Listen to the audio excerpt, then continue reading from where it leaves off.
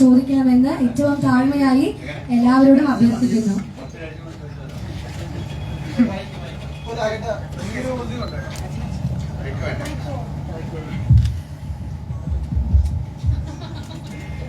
ഇപ്പോ ലാലേട്ടൻ പല്ലിശ്ശേരി, ഈ രണ്ട് കോമ്പിനേഷനുകളും മലയാളികൾ മാത്രമല്ല ഓൾ ഇന്ത്യ വെയിറ്റ് ചെയ്തിരിക്കുന്ന ഒരു കോമ്പിനേഷൻ കൂടെയാണ്. അപ്പോൾ ഞാൻ ആ വാക്ക് ഉപയോഗിക്കുകയാണ്, ഒരു കൂട്ടുമാർ. കാരണം ലാലേട്ടൻ ഇതിനുമ്പ് ചെയ്തിട്ടുള്ള കഴിഞ്ഞ നേരിന്റെ പ്രൊമോഷനൊക്കെ വന്നപ്പോൾ പറഞ്ഞാണ്. അപ്പോൾ ലാലേട്ടൻ ഏറ്റവും കൂടുതൽ എക്സൈറ്റ് ചെയ്തൊരു ഫാക്ടർ എന്താണ്? അതിനേക്കാൾ ഉപരി അത് പ്രേക്ഷകരിലേക്ക് എത്തിക്കുമ്പോൾ ഉണ്ടാകുന്ന ഒരു സാറ്റിസ്ഫാക്ഷൻ എന്തോരാണ്?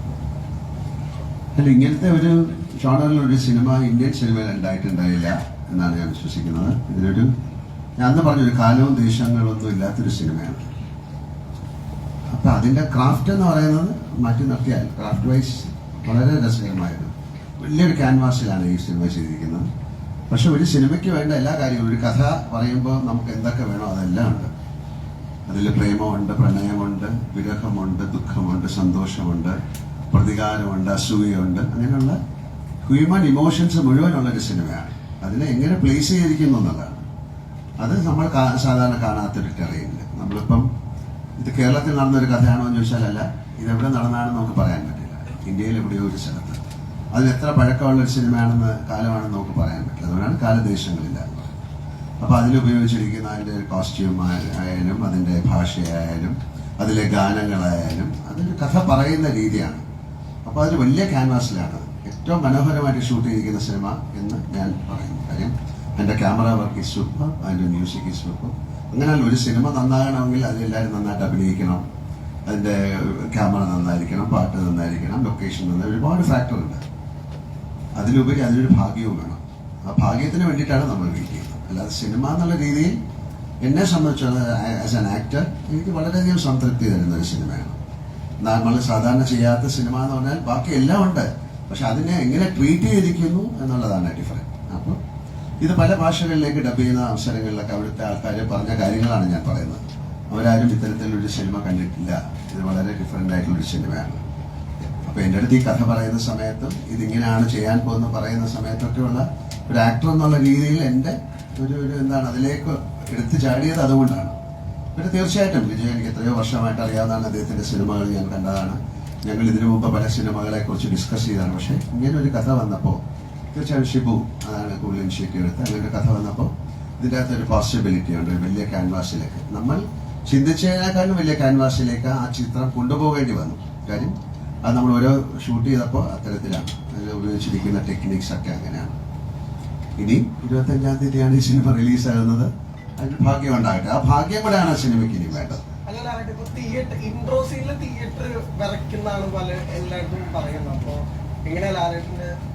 വിറയ്ക്കുമോന്നൊക്കെ എനിക്ക് പറയാൻ പറ്റില്ല, കുഴപ്പമില്ലാന്ന് തോന്നുന്നു.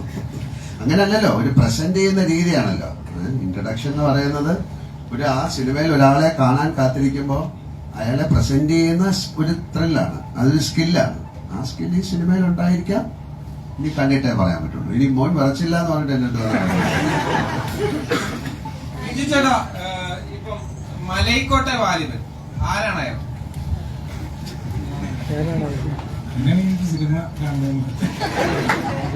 ഇപ്പം നമുക്കറിയാം, നൻപകൽ നേരത്തെ മയക്കത്തില് മമ്മൂട്ടി എന്നൊരു ആക്ടറിനെ എക്സ്പ്ലോർ ചെയ്യുന്ന ഒരു ചിത്രമായിരുന്നു നമ്മൾ കണ്ടത്. ഇപ്പൊ നേരെ മറിച്ച് മോഹൻലാൽ എന്നൊരു നടനുമായി ഒരു താരമായി എത്താൻ നേരത്ത് ഒരേ സമയത്ത് മോഹൻലാൽ എന്നൊരു നടനെയും താരത്തെയും ഒരേ ടൈമിൽ തന്നെ യൂസ് ചെയ്യുന്ന ഒരു ചിത്രമായിരിക്കും മലൈക്കോട്ടെ വാലിബൻ. ആ കഥാപാത്രമായിട്ട് ലാലേട്ടനെ ഏറ്റവും പെർഫെക്റ്റ് ആയിട്ട് ബ്ലെൻഡ് ചെയ്യാനാണ് നമ്മൾ ശ്രമിച്ചിട്ടുള്ളത്. അല്ലാതെ ഇത്തരത്തിലുള്ള കാര്യങ്ങൾ യൂസ് ചെയ്തോ എന്ന് ചോദിച്ചാൽ എനിക്ക് അതിനൊരു മറുപടി പറയാൻ പറ്റില്ല. പക്ഷെ ആ കഥാപാത്രമായിട്ട് ക്യാമറയ്ക്ക് മുമ്പിൽ ലാലേട്ടൻ വന്നു കഴിഞ്ഞപ്പോൾ ആ കഥാപാത്രമായിട്ട് തന്നെയാണ് ഞങ്ങൾക്ക് എല്ലാവർക്കും തോന്നിയിരിക്കുന്നത്. അത് തന്നെയാണ് എന്റെ ആൻസർ. സൂചിപ്പിച്ചിരുന്നു ലാലേട്ടന്റെ ഇൻട്രോ കാണാൻ നേരത്ത് എന്താണ് അദ്ദേഹം ആ ചിത്രത്തെ തിയേറ്ററിന്റെ പുറത്ത് നിന്നായിരിക്കും അത് ആസ്വദിക്കുക. കാരണം തിയേറ്റർ ഇങ്ങനെ കുലുങ്ങും, അത് കാണാൻ വേണ്ടിയാണെന്ന് പറഞ്ഞിരുന്നു. അപ്പം യഥാർത്ഥത്തിൽ ഈ മലൈക്കോട്ടെ വാലിബൻ തിയേറ്റർ ഇളക്കി മറിക്കുമോ? കുലുങ്ങുന്ന കാര്യം എനിക്കൊന്നും അറിയാൻ പറ്റില്ല. നൻപകൽ നേരത്ത് മയക്കം ചെയ്യുന്ന സമയത്ത് മമ്മൂക്ക എന്ന നടനെ അധികം ഒന്നും ഡയറക്റ്റ് ചെയ്യാതിരിക്കാനാണ് ശ്രമിച്ചത്, അധികം ഇൻസ്ട്രക്ഷൻസ് കൊടുക്കാതിരിക്കാനാണ് ശ്രമിച്ചത് എന്നാണ് പറയുന്നത്. മലൈക്കോട്ടെ വാലിബനിലേക്ക് വരുമ്പോൾ എപ്പോഴും ഇതുവരെ കരയാത്ത രീതിയിൽ കരയാനും ഇതുവരെ ചിരിക്കാത്ത ചിരികൾ മലയാളികൾക്ക് തരുന്ന ഒരു ആക്ടറാണ് ശ്രീ മോഹൻലാൽ. അദ്ദേഹത്തോടുള്ള അപ്രോച്ച് ഇത് തരാം. അതിൽ നിന്ന് കുറച്ചുകൂടി വ്യത്യാസമായിരുന്നു ഇതിനകത്ത്. ഇതിലൊട്ടും തന്നെ ഞാൻ ഇൻസ്ട്രക്ഷൻസ് കൊടുത്തില്ല എന്നുള്ളതാണ്. എന്തൊക്കെ സർപ്രൈസുകളാണ് ഇതിൽ ഒളിപ്പിച്ച് വെച്ചേക്കുന്നത്? സർപ്രൈസ് അല്ലേ?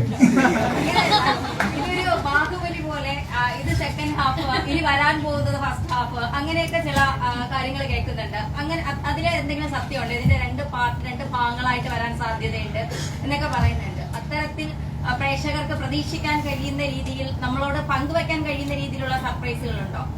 നിലവിലില്ല. സിനിമ ഇറങ്ങിക്കഴിഞ്ഞിട്ട് ഉറപ്പായിട്ടും നമുക്ക് പങ്കുവയ്ക്കാവുന്ന സർപ്രൈസസ് ഉണ്ടെന്ന് വിചാരിക്കാം. സെക്കൻഡ് ഭാഗം വരുന്നുണ്ടോ? ഓൾറെഡി പറയുന്നുണ്ട്. ഏതാണ്? ഓൾഡ് സെഞ്ചുറി ആണ് ഫിലിം എന്ന് ഓൾറെഡി പറയുന്നുണ്ട്. അപ്പൊ എന്തുകൊണ്ടാണ് ഡ്രാമാറ്റിക് ആണോ ഹിസ്റ്റോറിക്കൽ ആണോ എന്നുള്ള ജോണർ വിട്ട് പറയുന്നത്? ഇല്ല, നമ്മള് ഈ ഓൾഡ് സെഞ്ചുറി ആണെന്ന് പറഞ്ഞിട്ടില്ല. ഇതൊരു എന്താണ്, നമ്മൾ കഥയാണ് പറയുന്നത്. കഥ എവിടെ വേണമെന്ന് നടക്കാം. ജോണർലെസ് ആണ്. അതുകൊണ്ട് ജോണർ എടുത്ത് പറയാൻ പറ്റില്ല എന്ന് പറയുന്നത് അതുകൊണ്ടാണ്. നമ്മളൊരു ഒരു കെട്ടുകഥ, ഇപ്പോൾ നമ്മളൊരു അമർ ചിത്രകഥ വായിക്കുന്നത് പോലെ ഉള്ളൊരു കഥയാണ്. അപ്പോൾ ആ കഥയ്ക്ക് നമ്മൾ അതൊരു ത്രില്ലറാണ്, അതൊരു ആക്ഷൻ ഫിലിമാണ് എന്ന് ഒരു ജോണർ സ്പെസിഫിക് ആക്കുക എന്നുള്ളതല്ല, ആ കഥ പറയുക എന്നുള്ളതാണ്. അതിനകത്ത് എന്തൊക്കെയുണ്ടോ അതിനകത്ത് അതല്ല, ആ ആവശ്യമുള്ളതെല്ലാം ഉണ്ട് എന്നുള്ളതാണ് എനിക്ക് പറയാൻ പറ്റുക. അതിനൊരു കാലം പറയുന്നില്ല. ഇപ്പോ നമുക്ക് പരിചയമുള്ള ഒരുപാട് എന്താണ് ഒരു ടൈമും ഒരു നമുക്ക് പരിചയമുള്ള കോസ്റ്റ്യൂംസ്, പല കാര്യങ്ങളും നമ്മൾ ഇതിനകത്ത് ബ്ലെൻഡ് ചെയ്യാൻ ശ്രമിച്ചിട്ടുണ്ട്. അതിൽ നിന്നും നിങ്ങളാണ് വായിച്ചെടുക്കേണ്ടത് ഏത് കാലത്താണ് കഥ നടക്കുന്നത്. ഒരു കഥയാണ്. അപ്പൊ അത് ഉറപ്പായിട്ടും പറയാം. ഇപ്പം ശിവചേട്ടനൊക്കെ പറഞ്ഞ പോലെ പ്രതിഭയും പ്രതിഭാസവും നിങ്ങൾ രണ്ടുപേരും കൂടെ ഒന്നിക്കുകയാണ്. ഇതാണ് പ്രേക്ഷകർ ആകാംക്ഷയോട് കാത്തിരിക്കുന്നത്. ലിജോ എന്ന് പറയുന്ന സംവിധായകൻ വലിയ യൂണിവേഴ്സിറ്റിയാണ്. യൂണിവേഴ്സിറ്റി എന്ന് പറഞ്ഞാൽ ഏറ്റവും വലിയ സംവിധാനം നമ്മളൊക്കെ ആകാംക്ഷയോട് കാത്തിരിക്കുകയാണ് ഈ സിനിമ. ലാലേട്ടനെ സംബന്ധിച്ചിടത്തോളം ലിജോ ചേട്ടനുമായിട്ട് കൂടുമ്പോൾ ഉണ്ടായിരുന്ന ഒരു ആശയക്കുഴപ്പങ്ങളോ അല്ലെങ്കിൽ ടെൻഷനോ ലൊക്കേഷൻ പോകുമ്പോൾ ലിജോ പറയുന്ന ഒരു ഫ്രെയിമുകൾക്ക് വ്യത്യാസമാണ്. അതെങ്ങനെയാണ് ലാലേട്ടൻ ഉൾക്കൊണ്ടുപോയത്? ഷിബു പറഞ്ഞ പോലെ പ്രതിഭയും പ്രതിഭാസവും എന്നൊക്കെ ഉള്ളത് വിട്ടിട്ട് ഞാനും ഇദ്ദേഹം കൂടെ ചെയ്യുന്ന ഒരു സിനിമയായിട്ടാണ് ഞാൻ ഇതിനെ കാണുന്നത്. അത് നന്നായിരുന്നോ ഇല്ലയോ ഇതൊക്കെ ആ വാക്കുകളൊക്കെ പിന്നെ ഓരോരുത്തർക്ക് ഇഷ്ടം നിന്ന വാക്കുകളാണ്. അപ്പൊ അദ്ദേഹത്തിന്റെ സിനിമകൾ ഞാൻ കണ്ടിട്ടുണ്ട്, അദ്ദേഹത്തിന് എനിക്കറിയാം. അദ്ദേഹത്തിന്റെ ഫാദറുമായിട്ട് ഒരുപാട് സിനിമകൾ ഞാൻ ചെയ്തിട്ടുണ്ട്. അദ്ദേഹത്തിന് സിനിമയെ റെസ്പെക്ട് ചെയ്യുന്ന ഒരാളാണ്. സിനിമയിൽ ഭയങ്കര മാറ്റങ്ങൾ കൊണ്ടുവരാൻ ആഗ്രഹിക്കുന്ന ഒരാളാണ്. അദ്ദേഹത്തിൻ്റെതായ ഒരു സ്ഥാനമുണ്ട്. അപ്പൊ അങ്ങനെയുള്ള ഒരാളുടെ കഥയിലേക്ക് പോകുന്ന സമയത്ത് ആ കഥയിൽ വളരെയധികം പ്രത്യേകതയുണ്ട്. നേരത്തെ ചോദിച്ചാൽ ഇതിൽ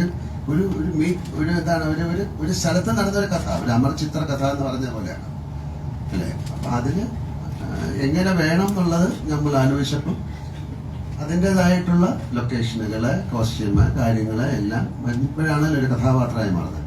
അങ്ങനെ മാറിയപ്പോൾ ഉണ്ടാകുന്ന ചില കൺഫ്യൂഷൻ ചിലപ്പോൾ ഉണ്ടാകാം. അതൊക്കെ അദ്ദേഹം അത് നമുക്ക് സോൾവ് ചെയ്ത് തരും. നമുക്ക് സംശയങ്ങൾ തീർച്ചയായിട്ടും ഉണ്ടാവുമല്ലോ. അപ്പൊ ആ സംശയങ്ങളൊക്കെ ദൂരീകരിച്ചുകൊണ്ട് തന്നെയാണ് ആ സിനിമ മുന്നോട്ട് പോയിരിക്കുന്നത്. അപ്പൊ അതിനെ ഒരു സിനിമയെ പിന്നെ എന്താണ് ഒരു വലിയ സിനിമയാക്കി മാറ്റുന്ന ഒരുപാട് ഘടകങ്ങളുണ്ടല്ലോ. അതിലൊക്കെ അദ്ദേഹം ശ്രദ്ധ ഊന്നിയിട്ടുണ്ട്. അതിന്റെ ക്യാമറ ആയാലും അതിന്റെ കോസ്റ്റ്യൂം ആയാലും അതിന്റെ മ്യൂസിക് ആയാലും റീ റെക്കോർഡിംഗ് ആയാലും അതിന്റെ കാസ്റ്റിംഗ് ആയാലും ആ കാസ്റ്റിംഗിൽ തന്നെയാണ് ഞാനും ബന്ധപ്പെട്ടത്. അല്ലാതെ എനിക്ക് വേണ്ടി എഴുതിയ ഒരു കഥയല്ല. ഒരു കഥയിലേക്ക് എന്നെ അദ്ദേഹം കൊണ്ടുവരികയായിരുന്നു. ആരാണ് ചെയ്യുക? ചോദിച്ചോളൂ. ഇപ്പം മോഹൻലാൽ ലിജോ പല്ലിശ്ശേരി കൂട്ടുകെട്ടിനെ പറ്റി പറയുമ്പോൾ എല്ലാവരും എടുത്തു പറയുന്ന, സിനിമ കാണാനിരിക്കുന്ന പോലെ തന്നെ എടുത്തു പറയുന്ന ഒരു കാര്യം, മോഹൻലാൽ പുതിയ കാല സംവിധായകരോടൊപ്പം പുതിയ പ്രമേയങ്ങളും പുതിയ രീതിയിൽ സിനിമ കാണുന്നവരോടൊപ്പം വരാൻ പോകുന്നതിന്റെ തുടക്കമായിരിക്കാം മലൈക്കോട്ടെ വാലിബൻ എന്ന് പറയുന്നുണ്ട്. ആ രീതിയിലേക്ക് അതായിരിക്കാം. എന്നാലും പുതിയ രീതിയിൽ സിനിമ സമീപിച്ച ഒരാളാണ് അദ്ദേഹം. അതിലേക്ക് നമ്മളും ബ്ലെൻഡായി എന്നുള്ളതാണ്. അതായത് ഈ കമന്റിന് ഇതൊരു തുടക്കമായി അങ്ങനെയൊന്നും പറയാൻ പറ്റില്ല. ഇപ്പൊ അടുത്ത സിനിമ ഇത് കഴിഞ്ഞിട്ട് വേറെ സിനിമ ചെയ്തിട്ട് നിങ്ങൾ പറഞ്ഞില്ലേ നിങ്ങൾ തുടക്കമാണ്, അങ്ങനെയല്ലല്ലോ. അങ്ങനെ ഒരു സിനിമ വന്നപ്പോൾ എനിക്കത് ചെയ്യാൻ പറ്റി. വളരെ ഡിഫറെന്റ് ആയിട്ടുള്ളൊരു സിനിമ വന്നു കഴിഞ്ഞാൽ ചെയ്യും. നമുക്കും കൂടെ താല്പര്യം വരണമല്ലോ. ഇപ്പൊ നമ്മളോട് പലരും ഒരു കഥ വന്ന് പറഞ്ഞിട്ട് അത് ഇഷ്ടമായില്ലെന്ന് പറഞ്ഞാൽ ദേഷ്യപ്പെട്ടിട്ട് കാര്യമില്ല. നമുക്കൂടെ ഇഷ്ടം, നമുക്ക് തെറ്റുകൾ പറ്റാം, നമ്മൾ ചില തിരഞ്ഞെടുക്കുന്ന കഥകൾ ശരിയായി ഒന്നുമില്ല. പക്ഷേ ചില കഥകൾ വളരെയധികം നമ്മളെ എക്സൈറ്റ്മെന്റ് ഉണ്ടാക്കും. അത്തരത്തിൽ എക്സൈറ്റ്മെന്റ് ഉണ്ടാക്കിയ ഒരു സിനിമയാണ്.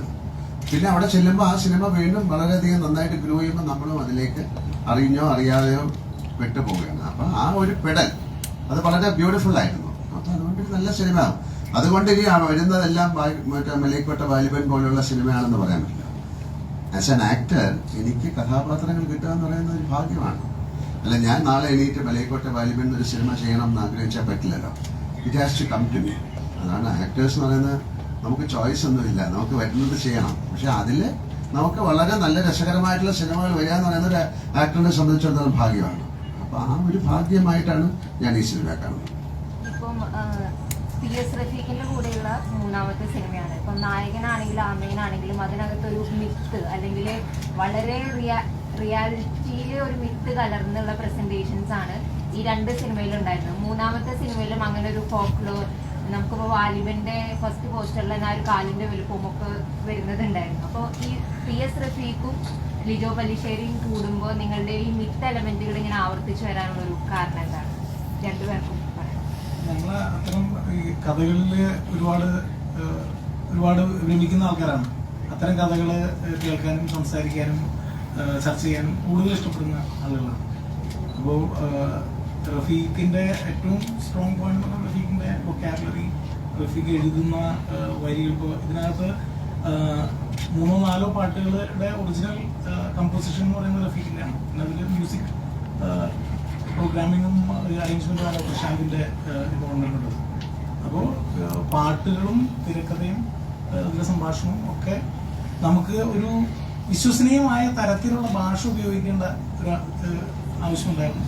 അപ്പൊ അത്തരത്തിൽ ഒരാളെ എനിക്ക് ഏറ്റവും അടുത്ത് പരിചയമുള്ള, എനിക്ക് ഏറ്റവും അടുത്ത് ഇടപഴകി അത് മെറ്റീരിയലൈസ് ചെയ്യാൻ പറ്റുന്ന ഒരാളാണ് റഫീഖ്. അതുകൊണ്ട് തന്നെ പുള്ളി നിർമ്മിച്ച് ഇതിനെപ്പറ്റി ഇതിൽ വർക്ക് ചെയ്തു എന്നുള്ളതാണ് എനിക്ക് പറയാൻ. മോഹൻലാൽ സാർ അത്രയല്ലേ ഉള്ളൂ. അദ്ദേഹം പറഞ്ഞ ഞങ്ങൾ അങ്ങനെയുള്ള കഥകൾ പറയാനും കേൾക്കാനും ഒക്കെ ഇഷ്ടമുള്ള ആൾക്കാരാണ്. വളരെ നേരത്തെ തുടങ്ങി. ഞാൻ ലിജോയെ പരിചയപ്പെടുന്നത് തന്നെ 20 വർഷത്തോളം കഴിഞ്ഞിട്ടുണ്ട്. ഏതാണ്ട് ആ കാലം മുതൽ തന്നെ ഞങ്ങൾ അങ്ങനെയുള്ള കഥകൾ കേൾക്കാനും ഈ റിയാലിറ്റി എന്ന് പറഞ്ഞാൽ നമ്മളെ മടിപ്പിക്കുന്ന ഒരു സാധനം കൂടിയാണ് ഈ റിയാലിറ്റി. അപ്പോൾ അതിന് എസ്കേപ്പും കൂടിയാണ് അത്തരം കഥകൾ രീതിക്കും പറയലോ. Mohanlal sir, Lijo sir, hi. രണ്ടുപേര് മലയാളത്തിന്റെ മോഹൻലാൽ അവതരിപ്പിക്കുന്ന മലയാളത്തിന്റെ മോഹൻലാൽ അവതരിക്കുന്ന ലിജോ ജോസ് പെല്ലിശ്ശേരി സിനിമ മലൈക്കോട്ടെ വാലിബൻ. ഇത് കേൾക്കുമ്പോൾ തന്നെ നല്ലൊരു പഞ്ചാണ്, രോമാഞ്ചം എന്നൊക്കെ പറയും. അപ്പോൾ ഇറ്റ് സെൽഫ് നിങ്ങൾ 2 പേരും 2 ബ്രാൻഡ് സെറ്റ് ചെയ്ത് വെച്ചിട്ടുണ്ട് ത്രൂ ഔട്ട് ഈ കരിയറിൽ. അത് പ്രേക്ഷകർക്ക് കൊടുക്കുന്നത് ഒരു വലിയ ഹൈപ്പാണ്. സോ പോസ്റ്ററിലും ആ ഹൈപ്പ് ഹൈലൈറ്റ് ചെയ്തിട്ട് തന്നെയാണ് അണിയറ പ്രവർത്തകരും ചെയ്തിട്ടുണ്ടാവുക. അപ്പോൾ ഈ സിനിമയിൽ അണിയറ പ്രവർത്തകർക്കുള്ളൊരു വലിയ വിശ്വാസമാണ് ഈ ഹൈപ്പ് ഇറ്റ് സെൽഫ് ക്രിയേറ്റ് അവർ ചെയ്യുമ്പോൾ നമുക്ക് മനസ്സിലാവുന്നത്.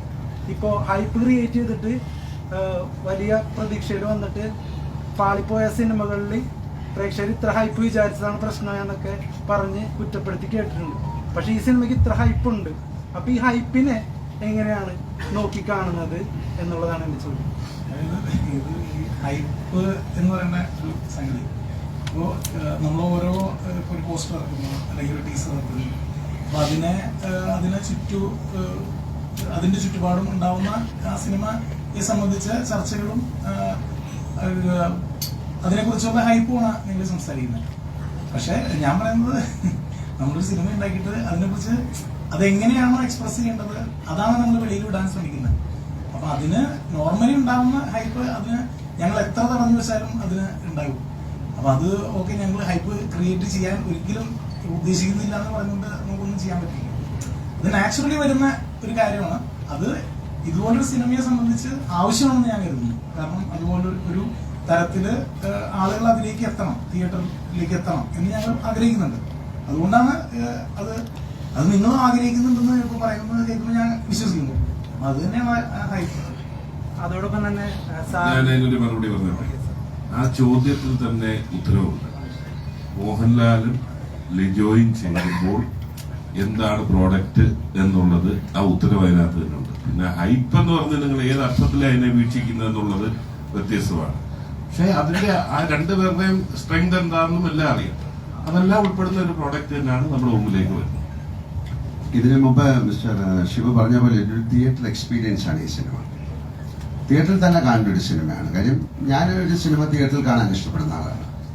ഏത് സിനിമയായാലും സിനിമ പല മീഡിയത്തിൽ ഇപ്പോൾ കാണാം. പക്ഷെ ഞങ്ങൾക്ക് ഈ സിനിമ നിങ്ങൾ തിയേറ്ററിൽ പോയി കാണണമെന്നൊരു വാശിയും കൂടെ ഉണ്ട്.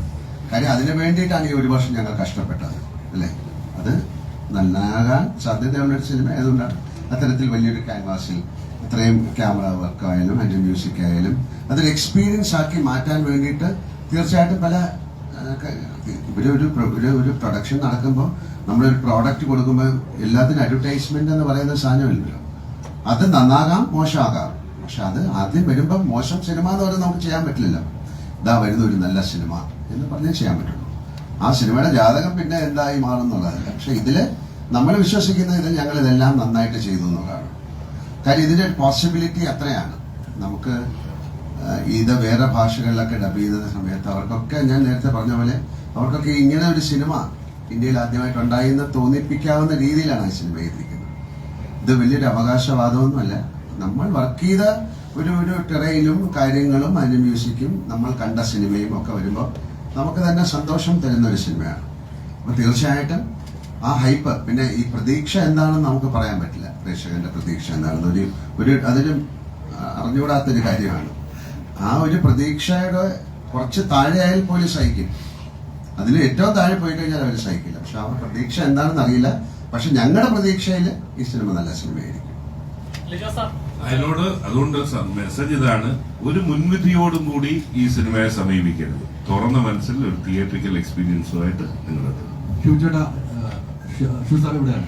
നല്ലൊരു രാഷ്ട്രീയക്കാരനാണ്, മന്ത്രിയായി ഇരുന്നിട്ടുണ്ട്. അതുകൊണ്ടാണ് തോറ്റിരിക്കുന്നത്. അല്ല, തോൽവിയും പരാജയവും സിനിമ പോലെ തന്നെയാണ്. രാഷ്ട്രീയവും തോൽവിയും പരാജയമൊക്കെ ഒരുപോലെയാണ്. പക്ഷെ ലിജോ ചേട്ടൻ്റെ അടുത്തോ ലാലേട്ടനോടോ ചോദിച്ചാൽ ഒരു കാര്യങ്ങൾ കൃത്യമായിട്ട് ഈ സിനിമയെ കുറിച്ച് പറയാത്ത രണ്ട് കാര്യങ്ങൾ എന്റെ മനസ്സിലുണ്ട്. ഒന്നാമത്, ലിജോ ചേട്ടൻ എല്ലാം ഒളിച്ചു വെച്ചാണ്, ഒരു സസ്പെൻസും പുറത്തു വിടില്ല. അത് എന്ത് കുത്തി ചോദിച്ചാലും പറയില്ല എന്നുള്ള 100% ഉറപ്പുള്ളതാണ്.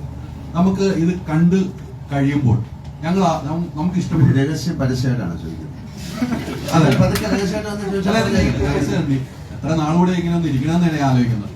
നമുക്കവിടെ പടമാണെങ്കിൽ പോയി ഇരിക്കാൻ പറ്റില്ല. ലാലേട്ടന്റെ പടത്തിലാണ് ഇവിടെ വന്നിരിക്കുന്നത്. ഈ പറഞ്ഞതുപോലെ നമുക്ക് ഇതിന്റെ ഒരു സെക്കൻഡ് പാർട്ട് എന്ന് നമ്മൾ അവകാശപ്പെടുകയാണ് തിയേറ്റർ സിനിമ കണ്ടതിന് ശേഷം. അത് പ്രൊഡ്യൂസർ തന്നെയാണ് വിചാരിക്കുന്നത്, പിന്നീടാണ് വരുന്നത്. അങ്ങനെ ഒരു അവകാശം ഉന്നയിച്ചാൽ ഷുബു എന്ന രാഷ്ട്രീയ പ്രവർത്തകൻ ഈ സിനിമാ പ്രവർത്തകൻ എന്ത് പറയും? എന്റെ രാഷ്ട്രീയ അനുഭവത്തിൽ നിന്ന് ഞാനൊരു കാര്യം പറയാം. കള്ളം പറയില്ലെന്നേ ഉള്ളൂ, എല്ലാ സത്യവും വിളിച്ചു പറയണമെന്ന് നിന്നും പറഞ്ഞിട്ടില്ല. അതുകൊണ്ട് വ്യക്തമാക്കാൻ കഴിയുന്നില്ല. അതൊക്കെ അല്ലേ ഒരു സർപ്രൈസ് എന്ന് പറയുന്നത്. അതിപ്പോ നേരത്തെ മുൻകൂട്ടി പറഞ്ഞ പിന്നെ സർപ്രൈസ് ഉണ്ടോ? സിനിമ കണ്ടതിന് ശേഷം ആ ഒരു തീരുമാനത്തിലേക്ക് എത്താൻ പറ്റും ഒരിക്കലും. ചോദിച്ചതും അല്ല, അത് തന്നെയാണ് കണ്ടിട്ട് പറയാം സെക്കൻഡ് പാർട്ട് വേണോ വേണ്ടോ എന്നുള്ളത്. അല്ല, എന്തായാലും വേണമല്ലോ. ഇതിന്റെ ഒരു കാര്യങ്ങൾ ചോദിക്കുകയാണ്. അല്ല, പരസ്യമായിട്ട് താങ്കൾ ചെയ്ത സിനിമകളല്ല, നമുക്കറിയാം അവാർഡ് മൂവികൾ ചെയ്യുന്നുണ്ട്. അത് ഫെസ്റ്റിവലിലാണെങ്കിലും ഹൗസ്ഫുൾ ആവും.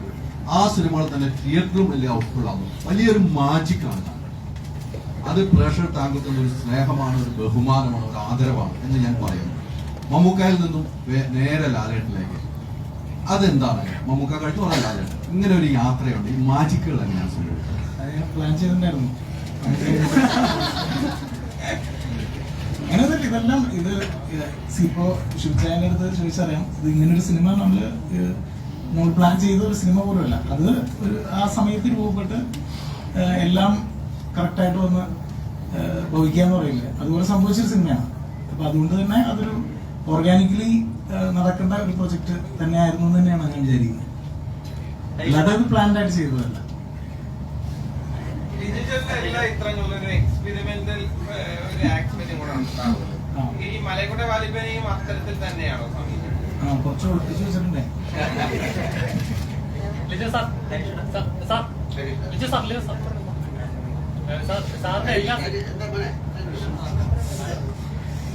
ഇപ്പോ ഈ ഇതിന്റെ ഷൂട്ടിങ്ങിന്റെ സമയത്ത് ഒരു കുറിപ്പ് എഴുതിയിട്ടുണ്ടായിരുന്നു. അതിൽ പറയുന്നത് മോഹൻലാൽ എന്ന നടൻ ഒരു ചെറിയ നടനാണെന്നും കൂടെയുള്ള ആളാണ് വലിയ നടനെന്നും പറഞ്ഞൊരു ബോധ്യം ഉണ്ടാക്കുകയും അതുവഴി ഒരു ആത്മവിശ്വാസം ഉണ്ടാക്കുകയും സീനിനെ നന്നാക്കുകയും ചെയ്യുന്ന ആളാണ് മോഹൻലാൽ. ഇപ്പൊ മലൈക്കോട്ടെ വാലിബനില് കുറെ കാലം ട്രാവൽ ചെയ്യാൻ സാധിച്ചല്ലോ മറ്റു സിനിമകളെ അപേക്ഷിച്ച്. ആക്ടിങ് ജീവിതത്തിലേക്ക് തന്നെ ചേർത്ത് വെക്കാവുന്ന കാര്യങ്ങൾ മലൈക്കോട്ടെ വാലിബനിൽ സംഭവിച്ചിട്ടുണ്ടോ? തീർച്ചയായിട്ടും ലാലേട്ടൻ്റെ കൂടെയുള്ള അനുഭവങ്ങൾ ഞാൻ പറഞ്ഞല്ലോ 5-6 സിനിമകളായിട്ടുള്ളതാണ്. എല്ലാ ഭാഗങ്ങളിലും ഞാൻ വളരെയധികം ശ്രദ്ധിക്കുന്ന ഒരാളാണ്. കാരണം നമുക്ക് പഠിക്കാൻ ഒരുപാട് ധാരാളമുള്ള നമ്മൾ വളരെ ചെറുപ്പം മുതലേ കാണുന്ന ഒരു പാഠപുസ്തകം എന്ന നിലയ്ക്ക് തന്നെയാണ് ഞാൻ സമീപിക്കാറ്. അപ്പം അതിൽ ഏറ്റവും അധികം എന്നെ ആകർഷിച്ച ഒരു ഘടകം വിഷ്ണു ചോദിച്ചുകൊണ്ട് പറയുകയാണ്, പഠിക്കുക, മറക്കുക, ചെയ്യുക എന്നൊരു രീതിയാണ് ലാലേട്ടൻ ഫോളോ ചെയ്യുന്നത്. എനിക്ക് തോന്നുന്നത് അധികം ആളുകളും ആക്ടേഴ്സ് പൊതുവെ പഠിക്കുക, ഓർമ്മിക്കുക, അങ്ങനെയാണ് പോവാറ്. അപ്പോൾ അവർ അവിടെ അതിൽ തന്നെ നിൽക്കുക, സ്ക്രിപ്റ്റിനുള്ളിൽ നിൽക്കുന്നത് പോലെ. മറിച്ച് പഠിക്കുക, മറക്കുക, ചെയ്യുക എന്ന് പറയുന്ന രീതിയിൽ അല്ലെങ്കിൽ ചെയ്തുകൊണ്ട് അവിടെ ഒരു ക്രിയേറ്റിവിറ്റി, സൃഷ്ടിപരത വല്ലാതെ അദ്ദേഹം ചെയ്യുമ്പം അനുഭവിക്കാൻ പറ്റുന്നുണ്ട്. അതാണ് എനിക്ക് ഏറ്റവും മനോഹരമായിട്ട് തോന്നിയൊരു കാര്യം. അപ്പം അത്തരം കാര്യങ്ങളൊക്കെ നമ്മളിങ്ങനെ പഠിക്കാൻ ശ്രമിക്കുന്നു. അതിലൂടെ എന്തെങ്കിലുമൊക്കെ മാറ്റങ്ങൾ നമുക്ക് ഉണ്ടാക്കാൻ പറ്റുമെന്നൊക്കെയുള്ളൊരു ശ്രമം. സാധാരണ എല്ലാ ചിത്രങ്ങളും എടുത്തു നോക്കിയാലും ഒന്നിനൊന്നിന് വ്യത്യസ്തമാണ്. ഒന്നിനൊന്നിന് വ്യത്യസ്തമാണ്. അതായത് ഒരു പാറ്റേൺ ഫോളോ ചെയ്യുക അല്ലെങ്കിൽ അങ്ങനെ അവനവന്റെ ക്രിയേറ്റിവിറ്റി ഒന്നിനൊന്നും സാമ്യം തോന്നാത്ത ലെവലിലാണ് ഓരോ ചിത്രങ്ങളും. എന്നാൽ അതെല്ലാം തന്നെ മലയാള സിനിമയിൽ വലിയൊരു മാർക്ക് ഉണ്ടാക്കിയിട്ടുണ്ട്. ഇപ്പം ലാലേട്ടൻ തന്നെ പറഞ്ഞു ഇന്ത്യൻ സിനിമയെ കണ്ടിട്ടുള്ള ഒരു വളരെ വ്യത്യസ്തമായ ഒരു ചിത്രമായിരിക്കുന്നത്. മലൈക്കോട്ടെ വാലിബൻ ഇന്ത്യൻ സിനിമ മേക്കിങ്ങിൽ ഒരു മാർക്കാവും. അത് ഒരിക്കലും ഞാനിപ്പോ അങ്ങനെ പറഞ്ഞു കഴിഞ്ഞാൽ ഭയങ്കര ബോറായിരിക്കില്ലേ. അതായത് ഇത് ഇന്ത്യൻ സിനിമയിൽ ഒരു മാർക്കായിരിക്കും എന്ന് ഞാൻ പറയുന്നത്. ഞാൻ പറഞ്ഞത് നാച്ചുറലി സംഭവിച്ചിട്ട് അത് ആളുകൾ കണ്ട് അവര് വിലയിരുത്തേണ്ട ഒരു കാര്യമല്ലേ. ഞാനൊരിക്കലും എന്റെ വർക്ക് കഴിയുമ്പോ ഇത് കലക്കും എന്ന് ഞാൻ പറയുന്നതിൽ അർത്ഥമില്ലല്ലോ. അപ്പൊ അങ്ങനെ ആവട്ടെ, അങ്ങനെ ആവണമെന്നാണ് ഞങ്ങൾ ആഗ്രഹിക്കുന്നത്. ഈ ഒരു ഇത്തരം സിനിമകൾ ഇതിന് മുന്നേ ഞാൻ ചെയ്തിട്ടില്ല എന്ന് പറയുന്നുണ്ട്. അത് മാറ്റി നിർത്തിയാൽ ബാക്കി എന്തൊക്കെ കാര്യങ്ങളാണ് ഈ സിനിമ ചെയ്യണം എന്ന് തോന്നിപ്പിച്ചത്? ഇത്തരം എന്ന് പറഞ്ഞാൽ ഈ ഒരു ടെറൈന്, ഈ ഒരു കോസ്റ്റ്യൂം, ഈ ഒരു പ്രസന്റേഷന്, അങ്ങനെയല്ലോ ഈ കഥ ലോകത്തെ എല്ലായിടത്തും വന്ന കഥ തന്നെ ആയിരിക്കാം അല്ലേ. ഞാൻ നേരത്തെ പറഞ്ഞ പോലെ ഇതിലെല്ലാ ഹ്യൂമൻ ഇമോഷൻസ് ഉള്ള ഒരു സിനിമയാണ്. മലൈക്കോട്ടെ വാലിബൻ എന്ന് പറഞ്ഞാൽ ആ സിനിമ കാണുമ്പോൾ തന്നെ അറിയാം അദ്ദേഹം എന്താണ്, ഒരു യോദ്ധാവാണ് എന്ന് നിങ്ങൾക്ക് വേണമെങ്കിൽ ആലോചിക്കാം. എല്ലാവിധ ഇമോഷൻസ് ഉള്ളൊരു സിനിമയാണ്. അതിലെങ്ങനെ പ്രസന്റ് ചെയ്തിരിക്കുന്നു എന്നുള്ളതിലാണ് അതിന്റെ സർപ്രൈസ്. പിന്നെ തീർച്ചയായിട്ടും അതിലെ അദ്ദേഹത്തിന്റെ എല്ലാ സിനിമകളിലും അതിന്റെ ക്ലൈമാക്സ് എന്ന് പറയുന്നത് നമ്മൾ പ്രതീക്ഷിക്കുന്ന പോലെ ആയിരിക്കില്ല. പ്രേക്ഷകൻ ഒരുപക്ഷെ പ്രതീക്ഷിക്കാത്ത തരത്തിലൊരു കാര്യം വരുമ്പോഴാണല്ലോ അതിന് ഡിഫറൻസ് ഉണ്ടാകുന്നത്. ഈ ചിത്രത്തിലും അതുപോലെ ഒരു ഡിഫറൻസ് ഉണ്ടാകാം, ഇല്ലാതാകാം. അതാണ്. അപ്പം അത് ഞങ്ങൾക്ക് മാത്രം അറിയാവുന്നൊരു കാര്യമാണ്. അതിപ്പോ അങ്ങനെ പെട്ടെന്ന് പറയാൻ പറ്റില്ല. കാര്യം ഇതെല്ലാം പറഞ്ഞിട്ട് അയ്യോ ഇതായിരുന്നോ എന്ന് ചോദിക്കാൻ പാടില്ലല്ലോ. നിങ്ങളും കൂടെ ഷെയർ ചെയ്യണമല്ലോ. നിങ്ങളും പിന്നെ ഈ എന്റെ മുമ്പിൽ ഇരിക്കുന്ന ഓരോരുത്തരും ആ സിനിമയെ കാണുന്ന ഓരോ തരത്തിലാണ്. ഞാൻ കാണുന്ന പോലെയല്ലല്ലോ നിങ്ങളൊരു സിനിമ കാണുന്നത്. അപ്പം നിങ്ങളാണ് അതിന്റെ അഭിപ്രായം പറയേണ്ടത്. ഞങ്ങളൊരു വർഷം കുറച്ച് ആൾക്കാർ ചേർന്ന് ഒരു കാര്യം നിങ്ങളുടെ മുമ്പിലേക്ക് തരികയാണ്. എന്നിട്ട് ഞങ്ങൾ പറയുന്നു ഇത് നല്ല കാര്യമാണ്. അത് ഞങ്ങളെ വിശ്വസിച്ച് നിങ്ങൾ കണ്ടിട്ട് അത് നിങ്ങൾക്ക് ഇഷ്ടമായില്ലെങ്കിൽ അത് മോശം എന്ന് പറയും. പക്ഷെ 1000 പേരിൽ 800 പേർക്കും ഇഷ്ടമായാൽ അത് വളരെ നല്ല കാര്യമാണ്. ഇങ്ങനെ 800 പേർക്കും ഇഷ്ടമാകട്ടെ എന്നൊരു പ്രാർത്ഥനയോട് കൂടിയാണ് ഞങ്ങൾ ഈ സിനിമ നിങ്ങൾക്ക് തരുന്നത്. സമയപരിധി തന്നെ നമ്മളുടെ പ്രസ് മീറ്റ് നമ്മളിവിടെ കൺക്ലൂഡ് ചെയ്യുകയാണ്. അപ്പം ഏറ്റവും സന്തോഷത്തോടു കൂടി തന്നെ സഹകരിച്ച് നമ്മളുടെ എൻറ്റയർ ടീമിനും അതുപോലൊപ്പം തന്നെ മീഡിയ പ്രവർത്തകർക്കും ഈ ഒരു അവസരത്തിൽ നന്ദി അറിയിച്ചു.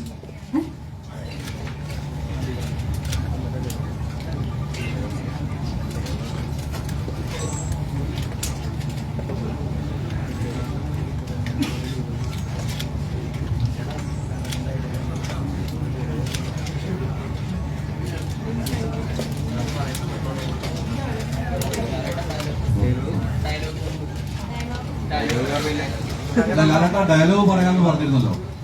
ആ ഡയലോഗ് പറയാന്ന് പറഞ്ഞിരുന്നു. ആ ഡയലോഗ് അവസാനിപ്പിക്കുന്നതല്ല.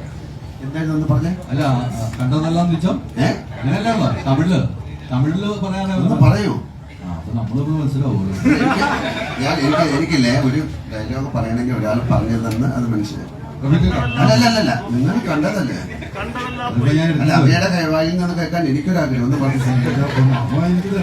നോക്കി പറയാം. എന്നാ എനിക്ക് വന്ന കണ്ടത് നിജം കാണാത്തത് പോയി, നീ കണ്ടതെല്ലാം പോയി, നീ കാണപ്പോകത് നിജം. Thank you much. Thank you, Lalita, and thank you, Chairman. Thank you, the entire team over here. എല്ലാവർക്കും ഈ ഒരു രീതിയിൽ ഹൃദയം നിറഞ്ഞു നന്ദി അറിയിക്കുകയാണ്. Thank you so much. നമ്മളുടെ പ്രസ് മീറ്റ് നമ്മളിവിടെ കൺക്ലൂഡ് ചെയ്യുന്നു. ആൻഡ് മോർ ഓവർ ദാറ്റ് നമ്മളുടെ ഇന്റർവ്യൂസിലേക്കും അതുപോലെ തന്നെ ഇതിലുള്ള പ്രസ് മീറ്റിന് ശേഷമുള്ള നമ്മളുടെ കംപ്ലീറ്റ് ആയിട്ടും കൂടെ കടക്കുകയാണ്. സോ എല്ലാവർക്കും നന്ദി. Thank you so much.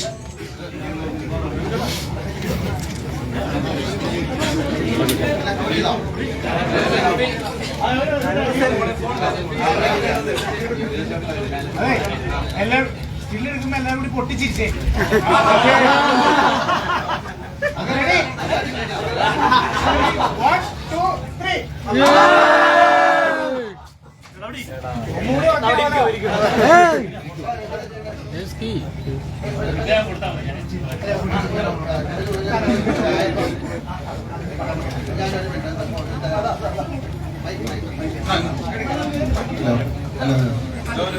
ഒരു പക്ഷെ എല്ലാവർക്കും പരിചയമുണ്ടോന്ന് എനിക്കറിയില്ല. ഇദ്ദേഹത്തിന്റെ പേര് ചിത്ര കൃഷ്ണൻകുട്ടി. വളരെ കാലത്തെ സിനിമയുമായിട്ട് വളരെ കാലം മുമ്പേ ഉള്ള ഒരാളാണ്. അദ്ദേഹം ഏറ്റവും വലിയൊരു ഫോട്ടോഗ്രാഫറായിരുന്നു. ചിത്ര സ്റ്റുഡിയോ കോട്ടയം ഒരുപാട് സിനിമകളിൽ ഒരുപാട് മാഗസീനുകളിലൊക്കെ ഇറക്കിയതാണ്. എനിക്കൊന്ന് നസീർ സാറിന്റെ അതിനേക്കാളും മുമ്പേ ഉള്ള കാലത്തൂടെ സഞ്ചരിച്ച് ഇപ്പോഴും സിനിമയിൽ അത്ര സജീവം അല്ലെങ്കിലും ഞങ്ങളെ പോലുള്ള അദ്ദേഹത്തിന്റെ കൂട്ടുകാരോടൊക്കെ എപ്പോഴും സഹകരിച്ച് നടക്കുന്ന ആളാണ് അദ്ദേഹം. എനിക്കൊരു ആൽബം, എൻ്റെ പഴയ ചിത്രങ്ങളിലെല്ലാം ഒരു ആൽബം പ്രസന്റ് ചെയ്യാണ്. നിങ്ങളുടെ മുന്നിൽ വെച്ച് ചെയ്യുമ്പോൾ ഞാൻ ബഹുമാനപ്പെട്ട ലിജോയെ കൊണ്ട് കുടിപ്പിക്കാനായിട്ട് ആഗ്രഹിക്കുന്നു.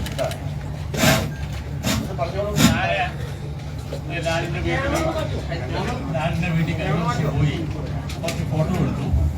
അപ്പം മേക്കപ്പം പറഞ്ഞാലും 5 മിനിറ്റ് എടുക്കാവുള്ളൂ, 15 മിനിറ്റ് എടുക്കാവുള്ളൂ. വേറെ ആൾക്കാരൊക്കെ ഉള്ളൂ. 28 മിനിറ്റ് കൊണ്ട് 140 ഫോട്ടോ എടുത്തു. അതിൽ 80 പടം ഇതിനകത്തുണ്ട്. പിന്നെ ഞങ്ങൾ കുടുംബപരമായിട്ടുള്ള പഴയ പടങ്ങളും ഇതിനകത്തുണ്ട്. എല്ലാം കൂടി ആയിട്ട് ലിയു കൊടുക്കുന്നു.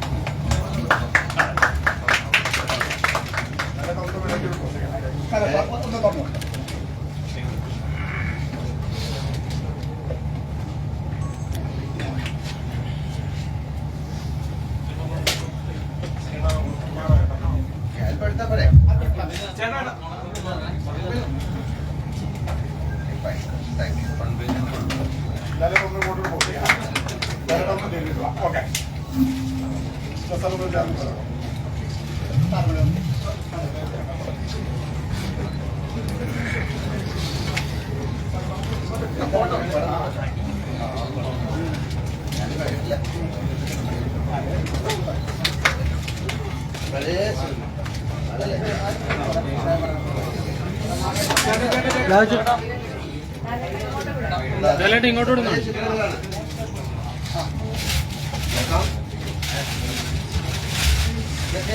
ചിത്രങ്ങളാണ്.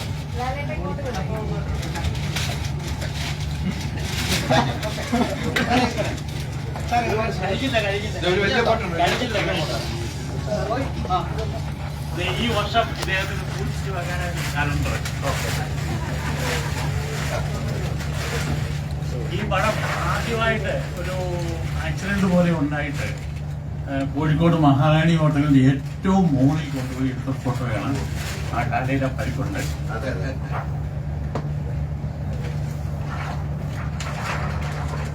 മമ്മൂട്ടിയായിട്ടുള്ള ഫോട്ടോ. ഇത് അന്നത്തെ കാലത്ത് വളരെ റയറാണ്. ഒരു 1 പൈസയില്ലായിരുന്നു. അങ്ങനെ റയറായിട്ട് എടുത്തിട്ടുള്ളതാണ്.